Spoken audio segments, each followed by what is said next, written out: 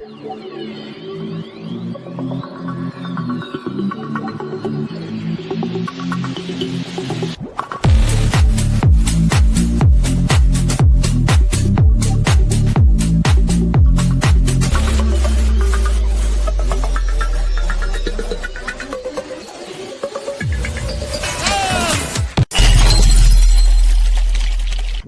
done your smoke, good sir? Yep. Want to give us some updates on what you're working on? Basically, it's been the power cells and working on the small Renegade. Got that working really well. And yeah, I'm getting really positive results. The batteries aren't dying. I think I ran it for 3 weeks straight, and I lost like a half a volt. So that's really good. Yep, super efficient system, that's for sure. I got charged many batteries with that.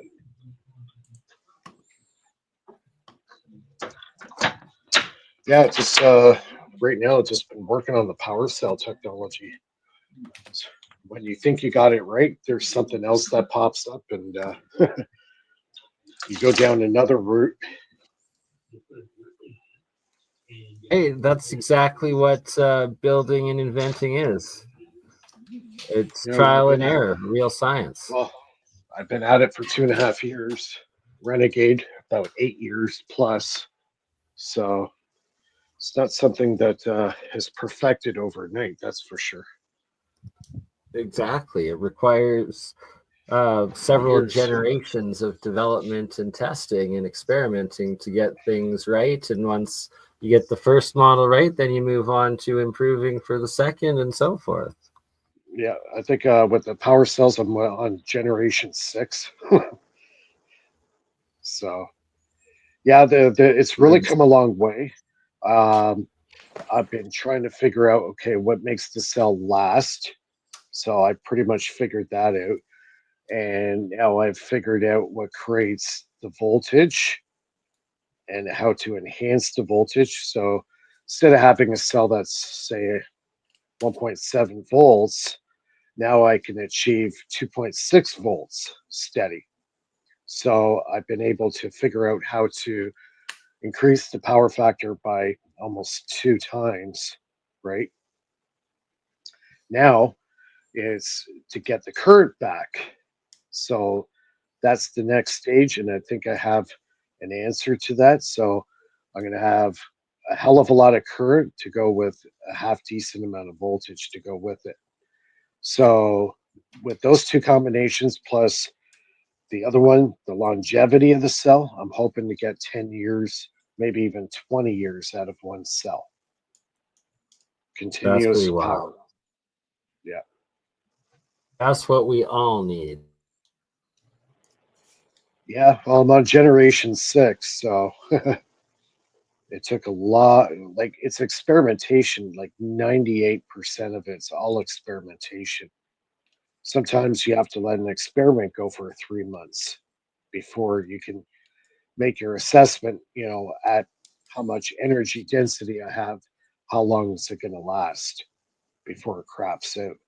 And you have to go from there. It's a process of elimination of certain factors.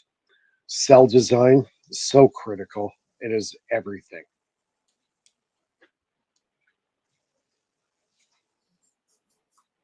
Oops, 100%, because that's where the energy is stored and the future of anything electronic device.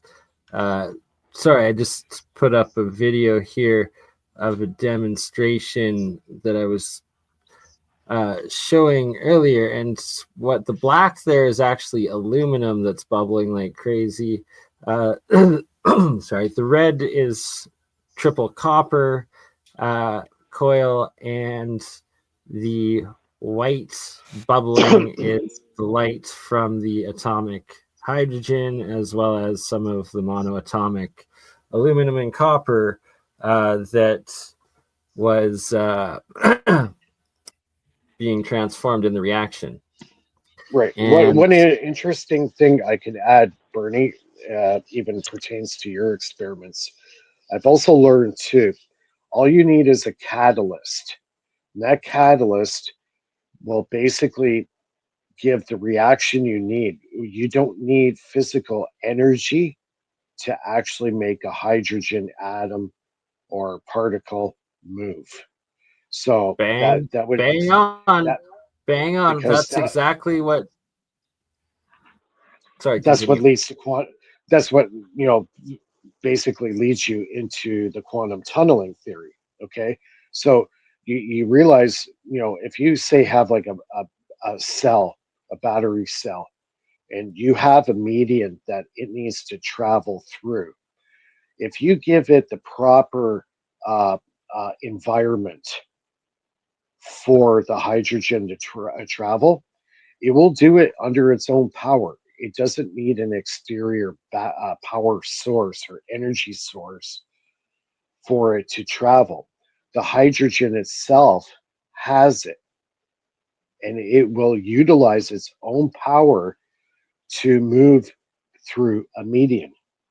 So when I'm creating the cell, you have to create the proper conditions for it to travel from point A to point B without using a galvanic reaction. Okay.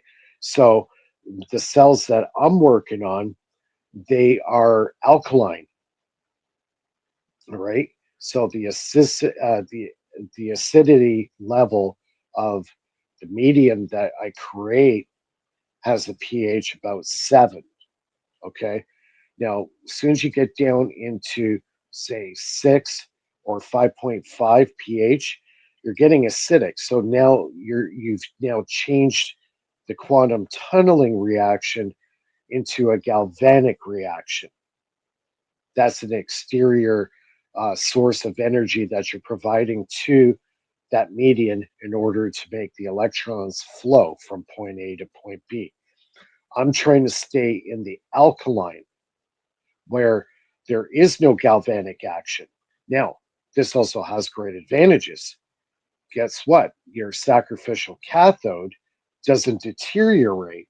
That means the longevity of the cell now can go up exponentially higher. So, all these variables I've had to study intensively in order to make the cell to do what it does. The last thing you want to do is have a galvanic action. As soon as you have the galvanic action, you get oxidation.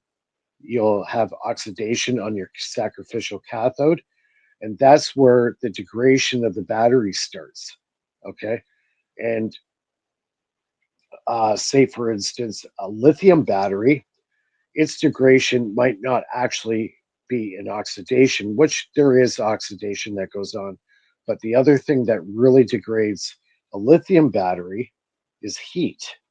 You're getting a thermo problem, and that's why you have these problems with cell phones blowing up because they're getting a thermo runaway happening inside the cell.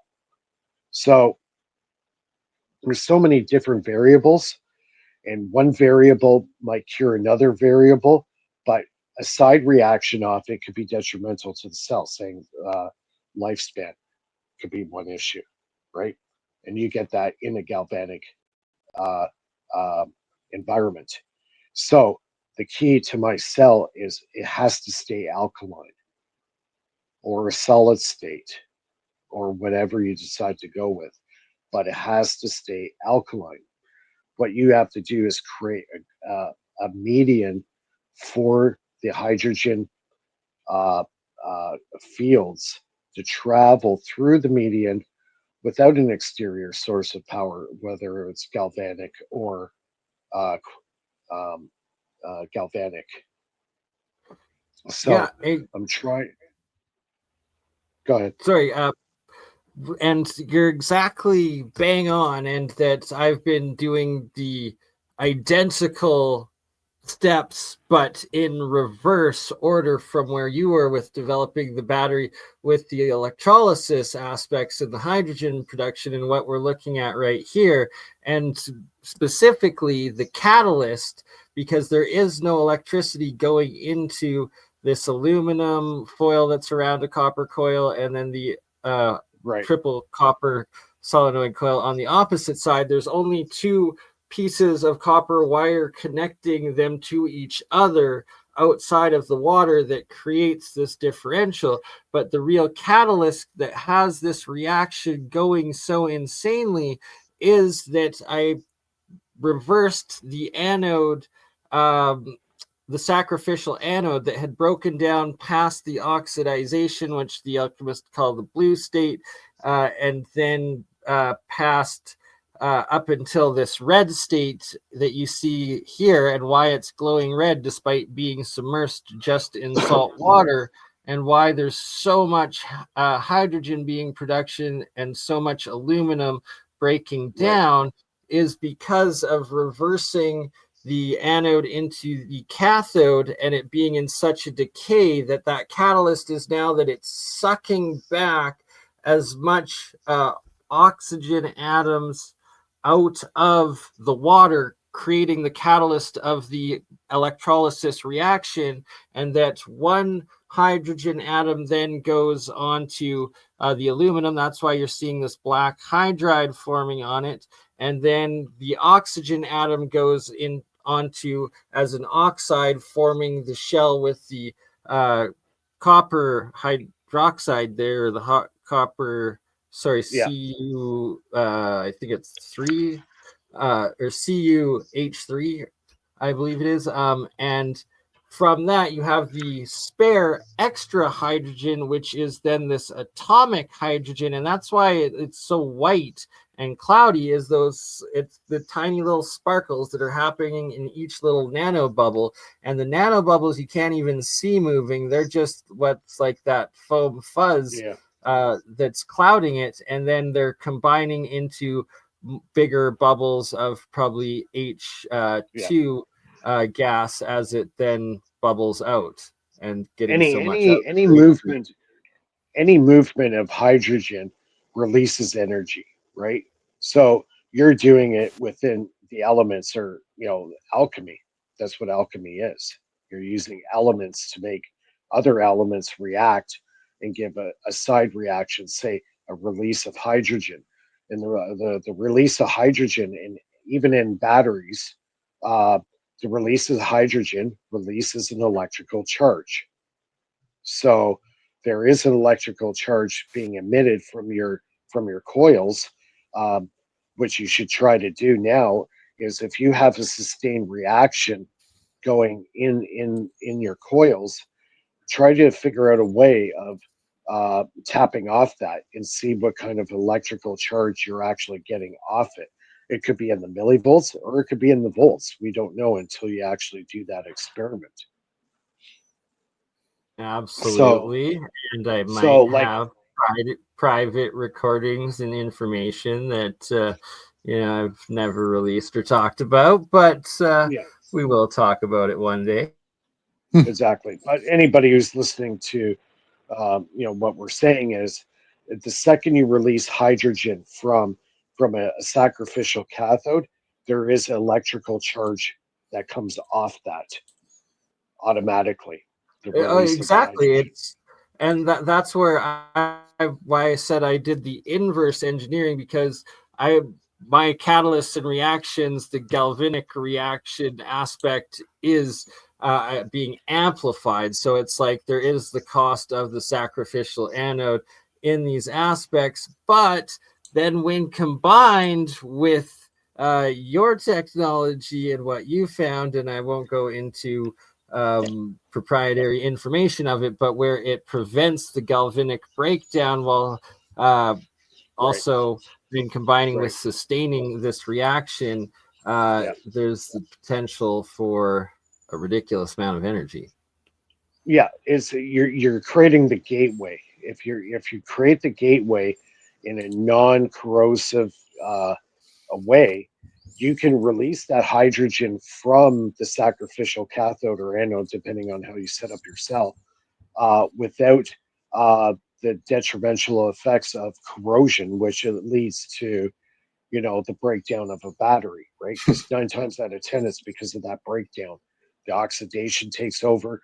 You get the dendrite formations, and then you could get short outs, which will cause a runaway if you're using lithium, and you get fire. So that's when you get into the thermo issues. So it's every single element has a specific purpose in the cell to keep it running properly.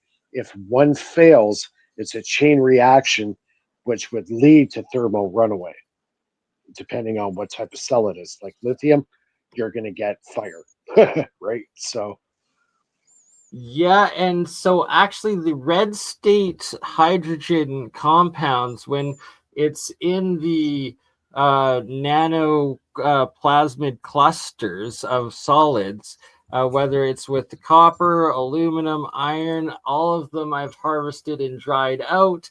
And then when I rub it on any of those hydride compounds onto another metal, especially foil, it catches fire and combusts. It's quite wild, and I do have yeah. some images of it for my presentation at Tesla Tech. Nice. But I'm gonna tease it now. I have shown them in the past, but what episodes it's in is as good of guess yours as mine, so I won't try looking for it now. But Yeah. I am going to show another pretty crazy electrolysis. This is a silver on silver, 1 ounce silver coin versus 1 ounce silver bar. But I had added the base material is actually monoatomic bismuth in with this monoatomic silver, and just the galactic spirals and like just the different layers of the moving materials at the base, very interesting. And then we have this I believe iron steel lid with a coating on it or whatever, like insulating. Point being that look at the magnetism, and it being, when I keep moving it, being directly pulled back to the very center each time. And then you can see the clouds of the moving monoatomics and plasmids moving in specific directions, and it's charge differential that's keeping them both at their buoyant elevation as well as their horizontal motions. And it was Bernie, sorry. I got to head out for the night. Fair enough. Getting late. Thanks for, yeah, it's after midnight here. But yeah, we'll meet up again next Friday. Everything should be back to normal, I hope. It's been a little rocky of a week, but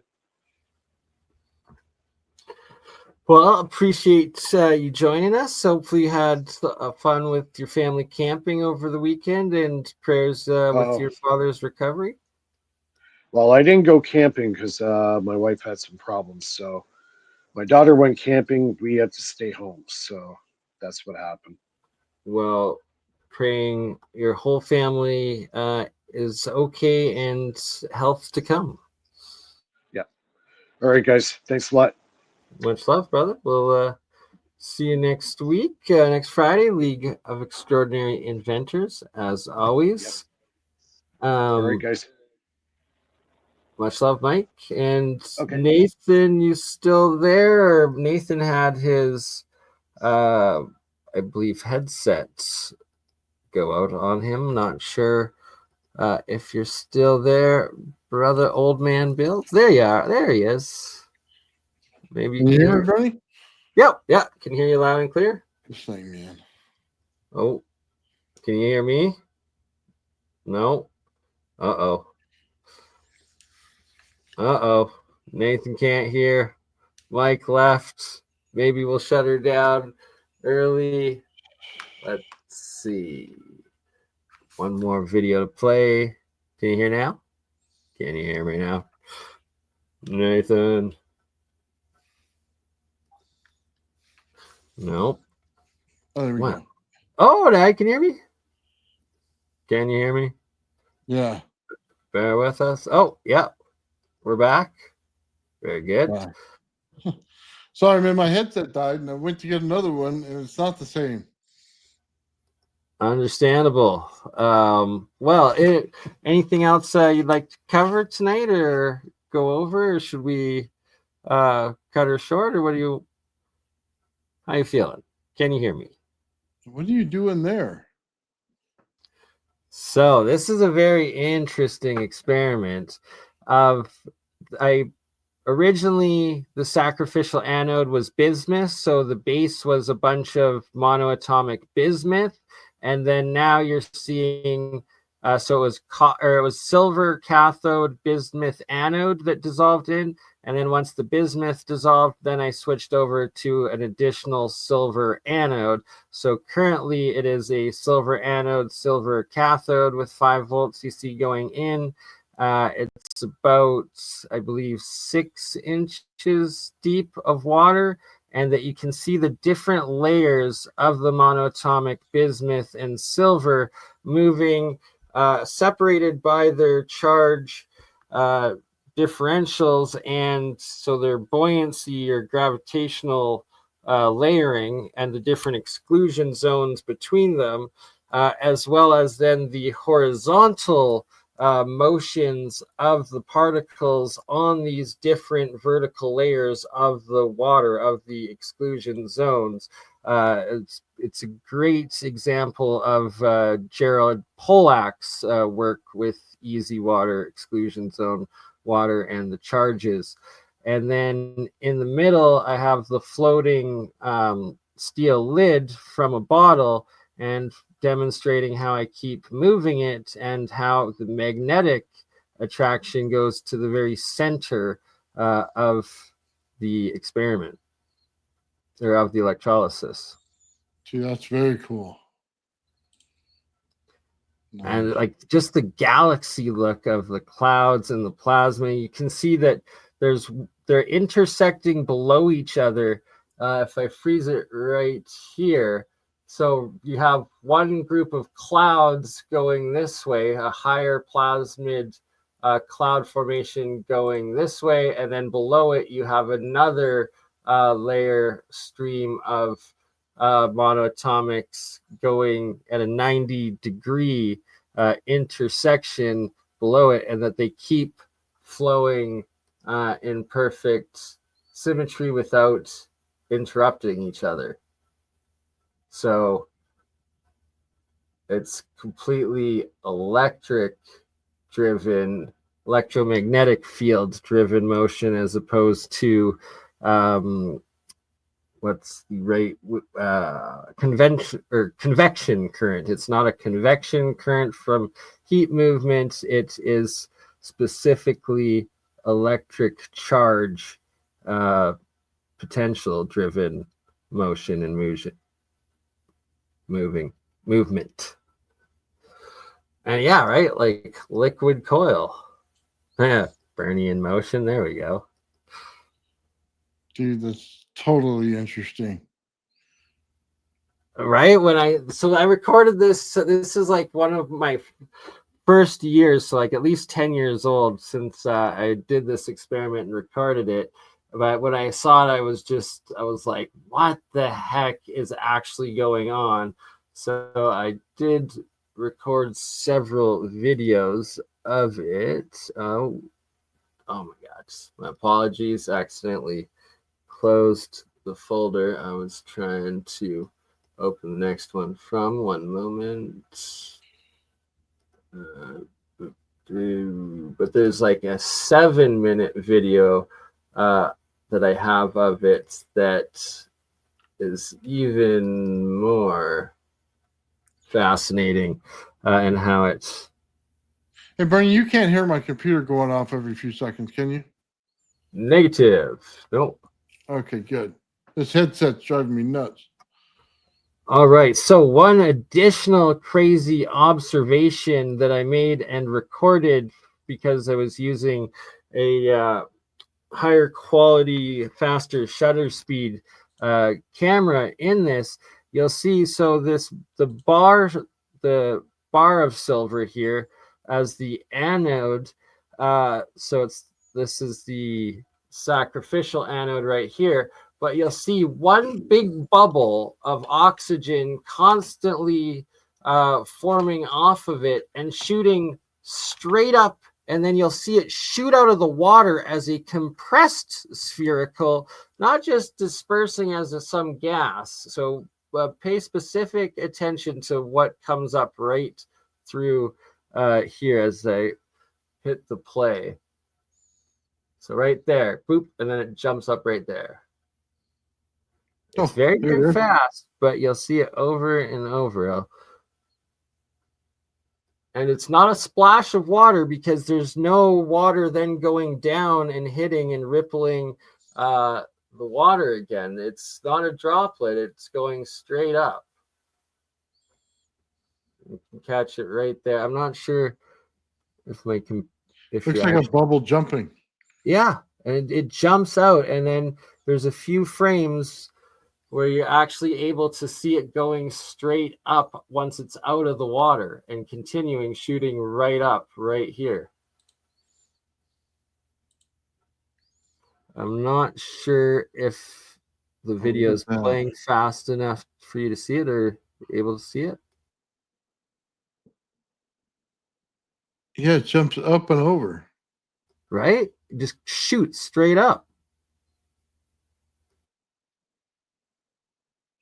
So again, it's like, is that plasma state that is just like the ultimate anti-gravity or buoyancy density, because it's not diffusing with air, it's literally just repulsed straight out.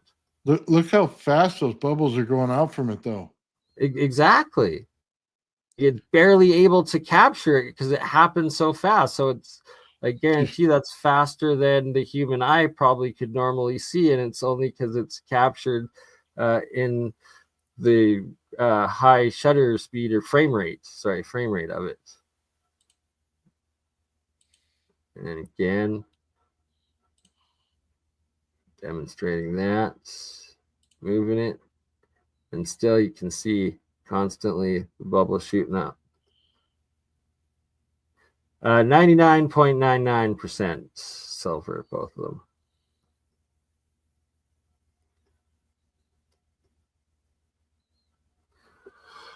So a lot of very peculiar, unique, interesting effects recorded right there. Yeah. Yeah, and the cap's not moving at all either. No, right? Like it's literally, that's the center magnetic point that it keeps getting attracted back to. Captured in. Yeah, it goes right back to it.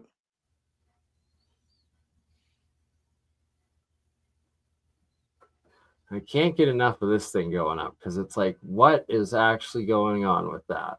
And has anyone else ever recorded or observed something like that? I think that's a world first, but I don't know. So you're breaking down the other side of it, though, right?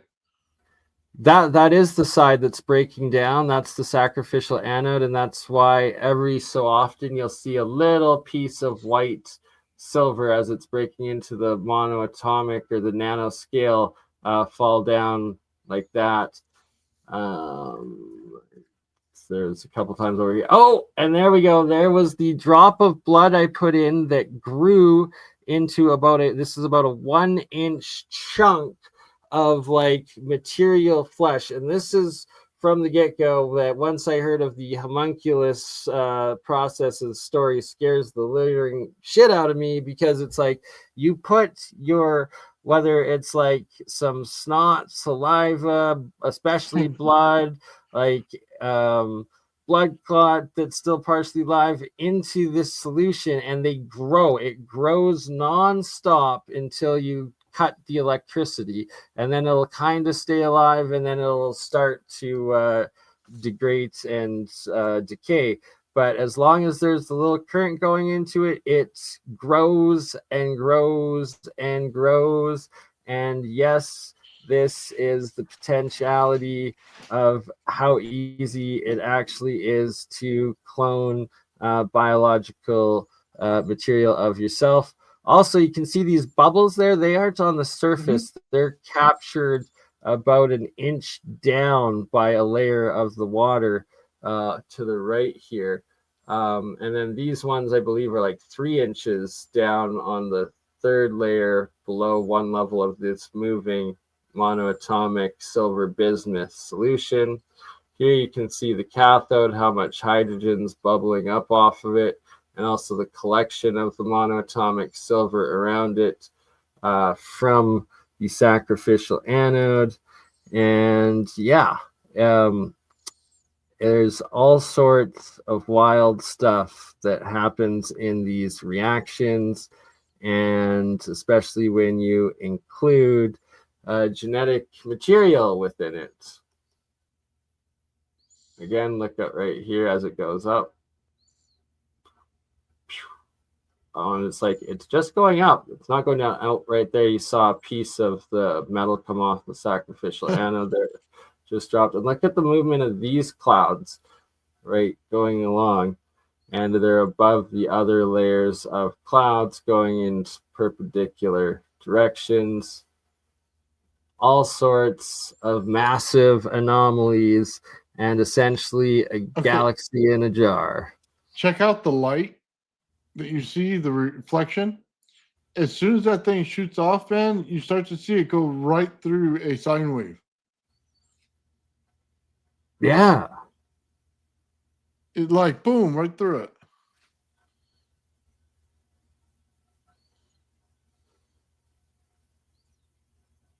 Again, move floating lid cap and right back to the center. Position held. That's so cool to look at. Like, there's so much to watch. See the water move and the bubbles are like stuck below it. It's, oh man, I got to reproduce this one because something else. And it's completely the charge densities or charge differentials that keep the different layers of the water and the plasmids, metals and molecules, clouds in their formations and movements and buoyant positions, I guess. So there you saw one piece just fall down there off the sacrificial anode corner, and at the same right there. But then, like, that bubble shooting up, that thing, I just, it's such a wild anomaly. Because it's like, it's literally just repelled, like, as soon as it leaves the liquid. Potentially.